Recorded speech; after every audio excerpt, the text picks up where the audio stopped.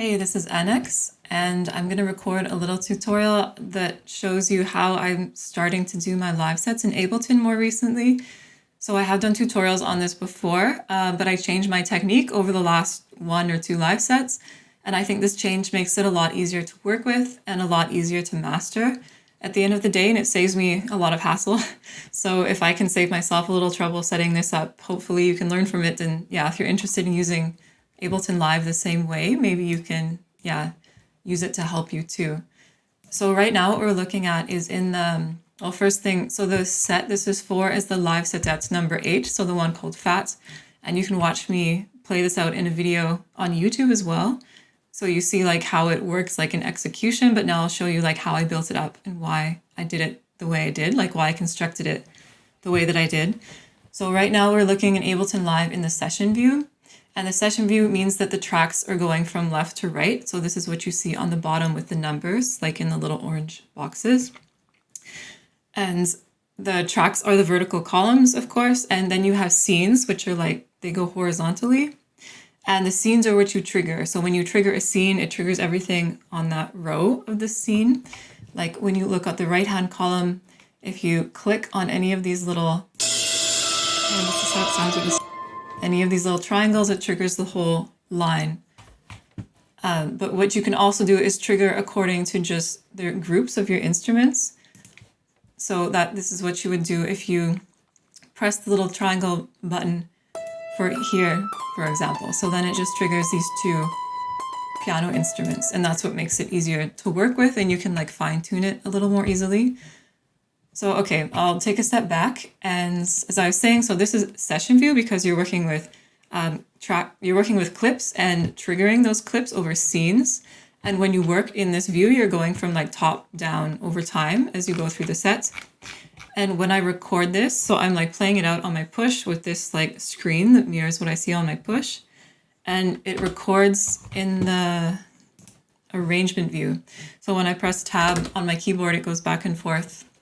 And this is what it looks like in arrangement view. And arrangement is when you're actually working over time. So time is like the x-axis here. So you're going, when you go from left to right, it goes from like, beginning in time to later in time, versus in session view, when you go left to right, it's moving across tracks.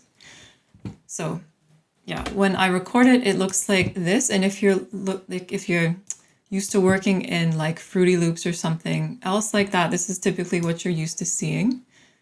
And in Ableton, so everything you do in the session view as well is kind of mirrored in how the tracks are grouped here. So when I go to master, I can also group like on tracks within tracks within tracks, which is really handy. So the main difference with what I'm doing now, so I have a few different kind of groups here and the rationale behind grouping them this way. So ignore this audio group here because that's my kind of my mic input. And I can't actually figure a way to like hook up my Apollo Twin as like a mic into my OBS studio. So if anybody knows how, please tell me because I went through a lot of tutorials and I can't figure it out. So the tracks that we have here are arranged like this for a certain reason. So I kind of arrange them according to frequency and where I want them to sit in like the audio spectrum that we have to work with. So the first one here is the leads that I want to work with. And these are like higher frequency instruments like pianos and guitars and choirs and synths. And I have some mid-low stuff too, like a lower piano kind of sounds. So those are the leads. And then I have my hi-hats, which I have separately because I have a lot of different kind of, effects and stuff on them that I don't want on any of those leads because they're a very different instrument. Then I have my recorded vocals also as a second separate track. And having this separate also helps me separate it in my mind a lot more easily. But then I can use this as an input to kind of trigger a sidechain compression in the leads or wherever else I want to have the vocals really stand out. So just having it separate here, is like a mental help for me, but you could group it under like leads or something. But I like it separate. And then I have like the lower kind of more powerful bassy stuff. So I have this snare group here, and this has all my snare samples and things I recorded here. And then I have my kick sample. And so the genre that I produce is Frenchcore. So in the kicks, yeah, the kick is technically like the bass and the kick combined. And I hope even if you don't like Frenchcore, you can learn something from these tutorials, because I think it's quite interesting to like learn anyway, regardless of genre. So these kicks are like the lowest frequency stuff. And then I have like ambience, with kind of like sits on top of it, wherever there's space left. And then this audio, as I mentioned, is just my kind of my microphone input. So just ignore that. So now we have these according to the different kind of parts in the spectrum that they comprise. So these kicks would be in the lowest parts. So like from what, like 50 hertz to maybe 150 hertz. The snares would be a little higher than that. So the snares would occupy like, well, this is snares, there's also stuff on top of this, but this would typically occupy like here, like I don't know, like 200 to 500 hertz range. And then you have the leads, and within these leads, I have like different subgroups.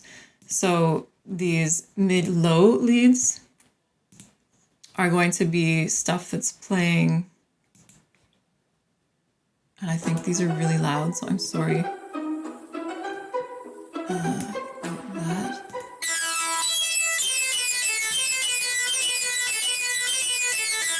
Where that's not playing.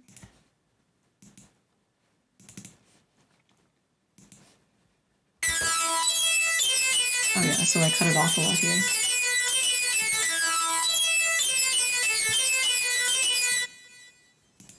Oh, that's why it's not playing. Because I was playing a synth. Okay, so this is actually the mid-low stuff. And yeah, one of the drawbacks of having this many groups is you can kind of get lost in it, but like if you make this stuff anyway, like you're gonna have so many things you get lost anyway. So it's just a matter of like how lost you are and then what type of lost you are gonna be. So the mid-low frequency ranges, this is where I have like a low kind of bass guitar and like the left-hand side of the piano kind of instruments. And these are gonna be around here, like, I don't know what, the 300 to, maybe 500 hertz range. And I have a cheat sheet on my website that you can take a look at. And when you take a look at that the cheat sheet, it'll tell you kind of which instruments sit within each part of this frequency spectrum. So this is what you're looking at here, it's a spectrum. And then you can understand kind of like arrange your tracks and your groups according to those frequency spectrums. And then I have synths separately because I want them to stand out a lot more, so I didn't group them with the same effects as these. In the mid-high, I have a lot of choir, like choral stuff, and also violin. So these are playing around like kind of the octaves that are in the third and the fourth octave range, so not too low. When it's like the mid-low, it's going to be more like in the second octave range, like here. So these notes on the middle and the low, they're going to be lower than the notes on the higher instruments. And that's because when you make instruments, you want to make sure that you're putting the notes where you would actually have the instruments playing. So in some like VSTs, like they don't respond if you put a MIDI note way up at like A6 or something.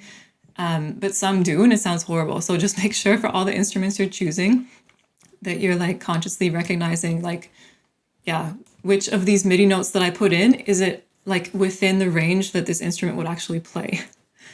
So I have violins within this mid and high range.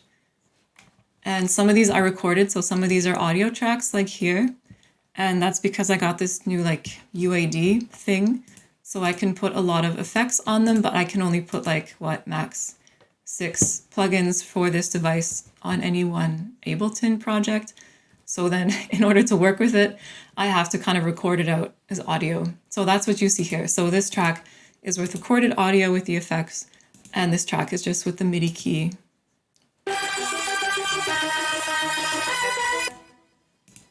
and they're like horribly loud, sorry for that. So I have choir, I have violin, I have like multiple choirs all the time, and I have like another, yeah, kind of stringy instrument on there. So that's my mid-high range stuff. And then the leady leads are like also kind of higher mid-range stuff, but they're ones I really want to stand out. So those are like the lead instruments that take like a front and center kind of role here. And these are going to be more like carries my melody. So these are like the piano melodies that I would play in. So I just like record them with my piano behind me to MIDI. And then it, yeah, saves these notes for me. And then I put these notes within clips. And I work with them that way.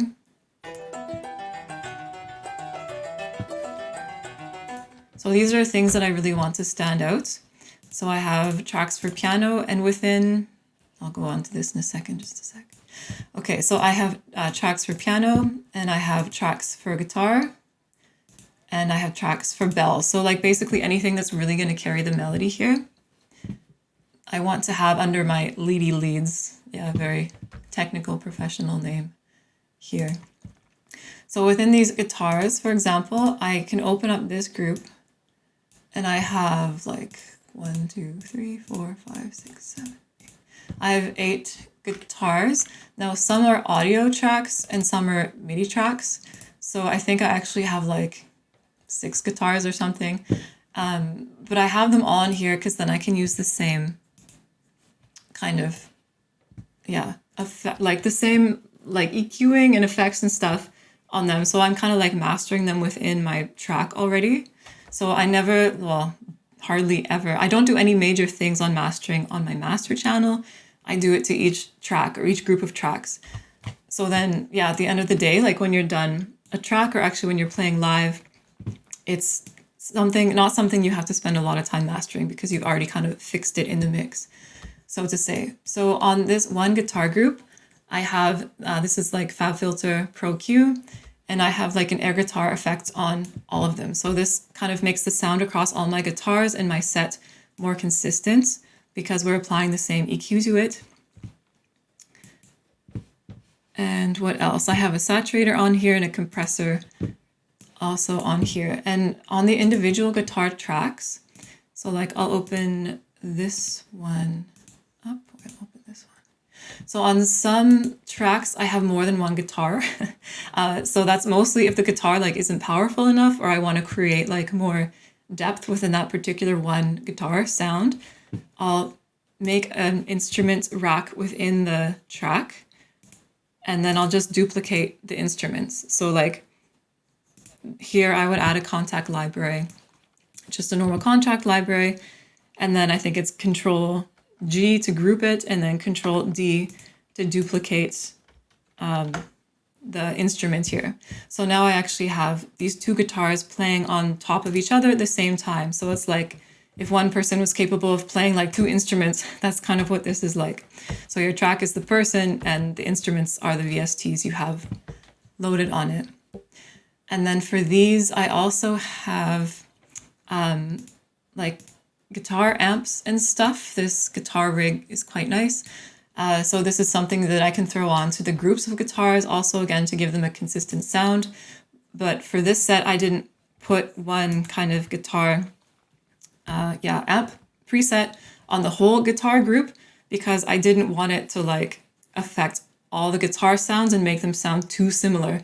So it's always like a game between finding like, yeah, how similar do you want it to sound? Like how unique you want each of your instruments to contribute to your sound, and how much cohesion do you want? And like, yeah, you want to find a balance between that, because if they're all the same, you're not going to have variety. But if they're all different, then you're too distracted by, yeah, the differences that you hear, and it doesn't sound like a cohesive set. Because of course I have like songs of different keys with different instruments and like different melodies in one set, but I still want to have a cohesion. So yeah, grouping them like this helps me to bring in that cohesion, like from a mastering perspective. So in these other guitars too, I have like different groups, and okay, we'll go into that.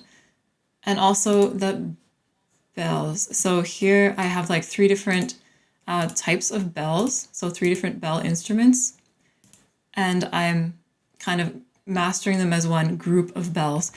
And for this, I have the Ozone 9 is really nice, and I use an imager on these bells to affect the stereo image.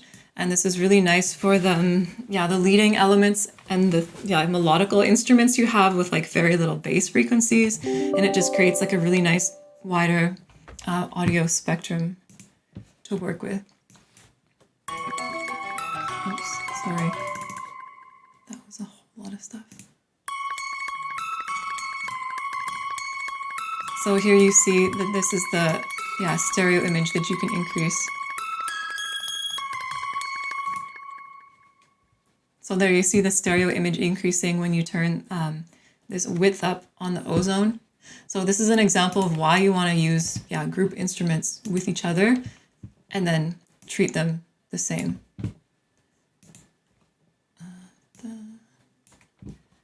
Okay, and another reason why I do this, so for a lot of people, they don't use the multi-band compressor, but I find it really helps, especially with Ableton in the session view, because then you don't have to go in manually. And so what I'm using this for is, so it's ducking the lead instruments to get out of the way every time the talk, so every time the attack in the kick is hitting.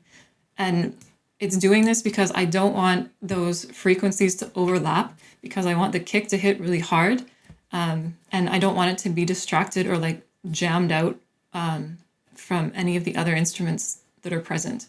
So what I have here, and this is the primary reason why I started grouping them like this actually. So I have the multi-band compressor from FabFilter on my leads. So it's not just on the leady leads, it's on all the leads. So the only thing that's not getting ducked when the kicks play are the hi-hats, the vocals, the snares, and the ambience. So I'm really making sure that the leads and the kicks kind of mesh well together, because I'm not letting them overlap. So I'll show you what this sounds like.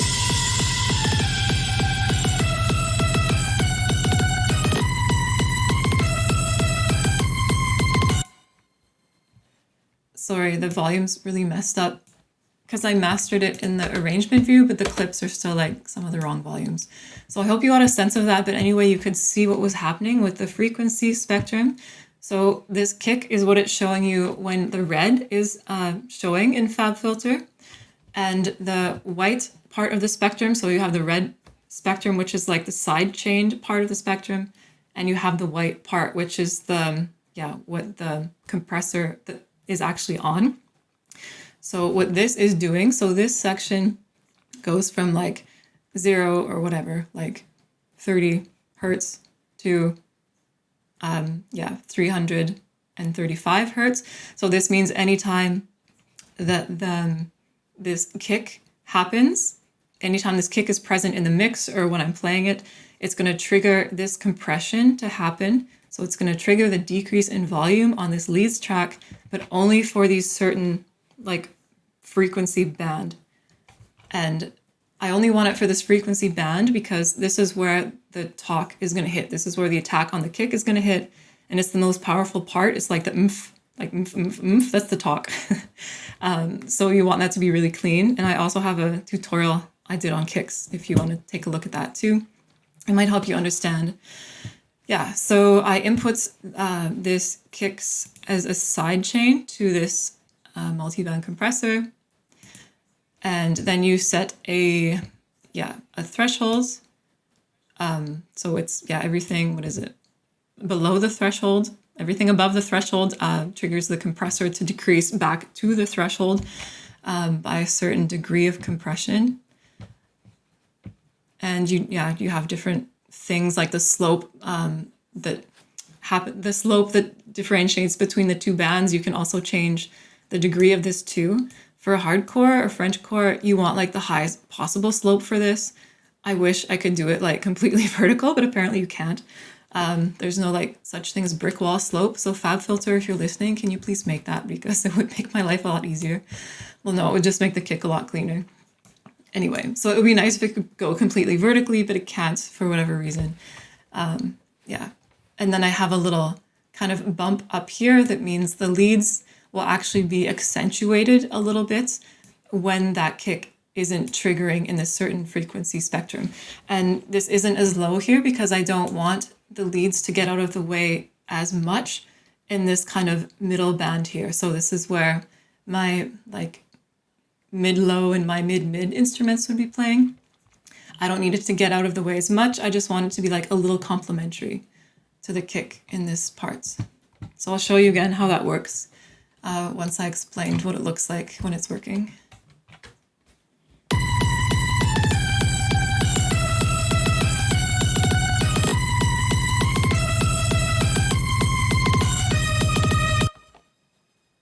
So the goal of doing this is kind of to make like a block of sound. So you saw how the red part, the red spectrum here was like increasing and the white part of the spectrum was decreasing.